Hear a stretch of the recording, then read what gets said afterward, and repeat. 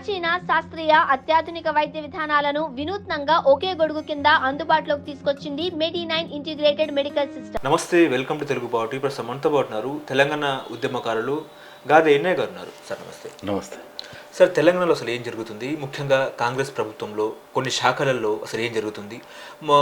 Rumours వినిపిస్తున్న పరిస్థితి ఏంటంటే మంత్రుల శాఖల్లో దాదాపు ఒక కమిషన్లు 15% కమిషన్లు అని చెప్పేసి 10% కమిషన్లు దండుకుంటారని చెప్పేసి కూడా చర్చ వినిపిస్తుంది.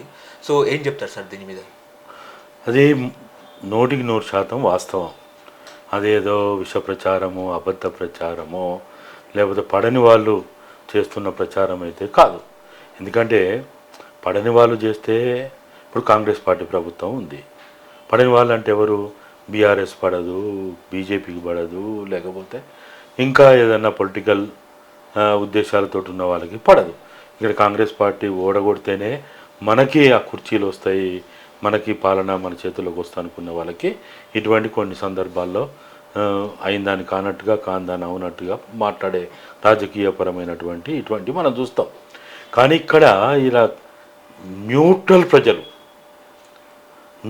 ప్రజలు ఈవెన్ రిటైర్డ్ ఎంప్లాయీస్, లేకపోతే చిన్న చిత్కా ఉద్యోగాలు చేసుకునే వాళ్ళు, లేకపోతే చిన్న కాంట్రాక్టర్లు, లేకపోతే ఇంకా ఏదో ఒక స్థాయి కాంట్రాక్ట్ చేసేవాళ్ళు, ఇటువంటి వాళ్ళు కూడా ఈరోజు వాళ్ళకి పెండింగ్ బిల్స్ కావచ్చు, లేకపోతే ఆన్గోయింగ్ విషయాల్లో రావాల్సినటువంటి పేమెంట్స్ కావచ్చు, ఇవన్నీ కూడా ఇవాళ డబ్బులు ఇవ్వకపోతే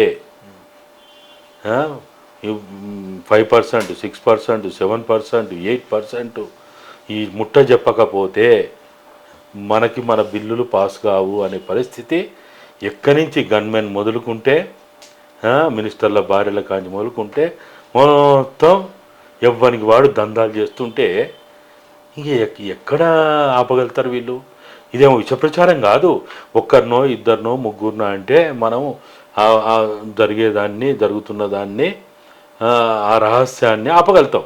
కానీ ఇది పబ్లిక్ అయిపోయిన తర్వాత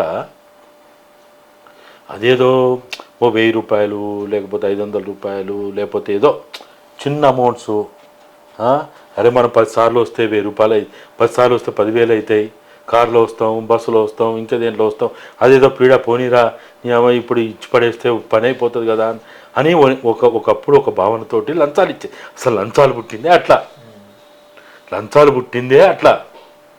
కానీ ఇప్పుడు ఏమైపోయింది? పీడిచ్చి పిప్పి చేసి ఒత్తిడి చేసి అదిరిచ్చి బెదిరించి ఇవాళ వాళ్ళు కమిషన్లు తీసుకుంటున్నారంటే ఇది ఎవడు ఆపగలుగుతాడు? ఇప్పుడు నాకు ఏదైనా మంచి జరుగుద్ది అనుకుంటే, నాకు లాభం జరుగుద్ది అనుకుంటే నేను గుట్టుగా ఏదో ఇచ్చేదేదో ఇచ్చుకొని సప్పుడు ఉండి వెళ్ళిపోతాం.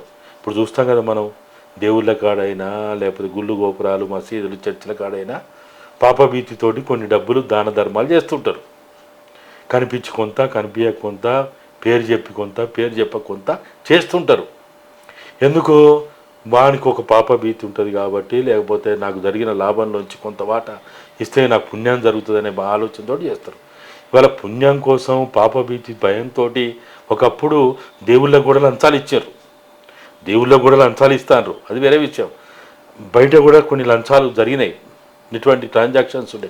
కానీ ఈరోజు ఈ ప్రభుత్వంలో అసలు మనం చెప్పుకోవడానికి కూడా సిగ్గుతో తల వంచుకునే పరిస్థితి ఉంది. ఇవాళ ఒక్కొక్క మినిస్టర్ ఇల్లు, ఒక్కొక్క మినిస్టర్ ఫ్యామిలీ, లేకపోతే మినిస్టర్ దగ్గర ఉండే మొత్తం అన్ని రకాల మనుషులు ఈ దందాలు చేస్తున్నారంటే ఇక అసలు మనం దీన్ని ఏ రూపంలో ఏ స్థాయిలో మాట్లాడుకోవాల్సిన పరిస్థితి వచ్చింది. ఇసుక మాఫియా గురించి కూడా నిన్న సీఎం కూడా కొన్ని వ్యాఖ్యలు చేశారు, దాన్ని కూడా అడగడతామని చెప్తున్నారు.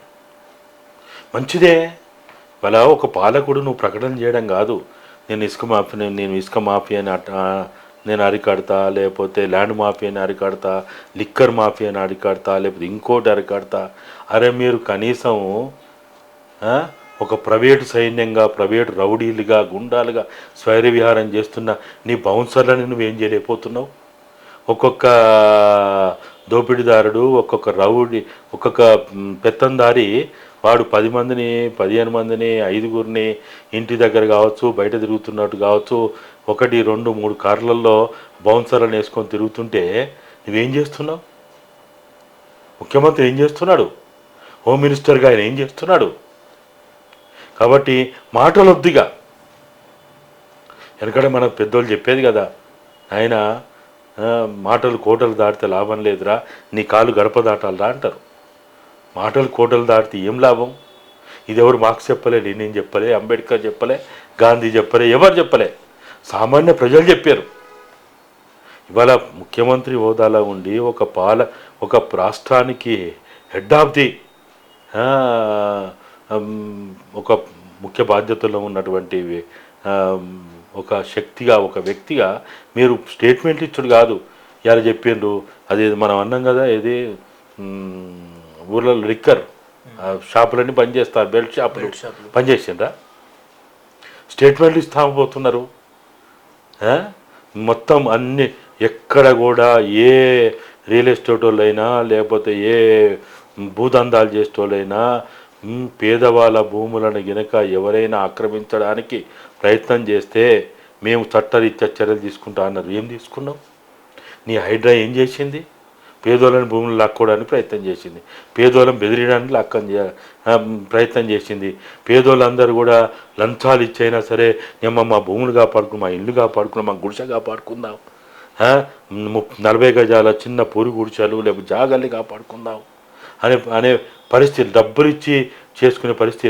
రోడ్ల మీద బతికేటోళ్ళు, ఫుట్పాత్ల మీద బతికేటోళ్ళు, వాళ్ళ మీద స్వైరవిహారం చేసింది కదా పాలకులు, వాళ్ళ మీద కదా ఈ హైడ్రా ప్రయోగాలు చేసింది. కాబట్టి రేవంత్ అన్న, మీరు ఈ మాటలు వద్దుగా. మీకు కావాల్సింది, మీరు ముఖ్యమంత్రి హోదాలో చట్టపరమైనటువంటి హక్కులు కలిగినటువంటి వ్యక్తిగా మీరు మాటలు చెప్పకుండా మీరు ఏదైతే చట్టపరంగా రాజ్యాంగబద్ధంగా చేయాలనో అది చేసి పెట్టండి. మీరు అది చేసింది అనుకో, ప్రజల్లో మీరు అసలు ఇంకా ఎవరు ఊహించని రీతిలో చరిత్రలో నిలిచిపోతారు మీరు.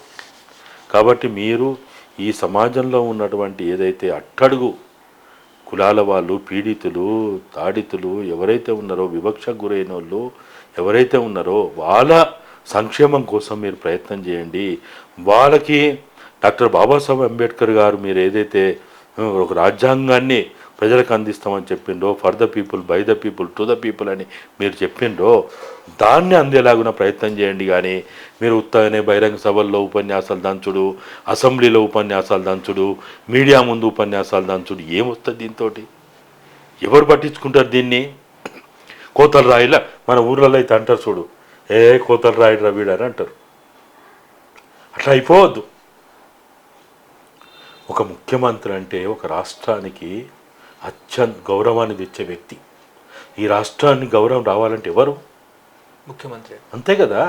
ఈ రాష్ట్ర గౌరవాన్ని ప్రపంచవ్యాపితంగా నలుదిక్కులా చూపించగలిగే వ్యక్తి ఎవరు? సీఎం. అంతే కదా.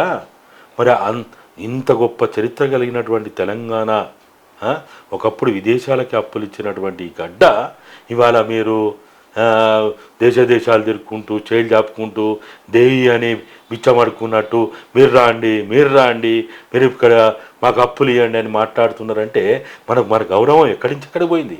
ఓకే.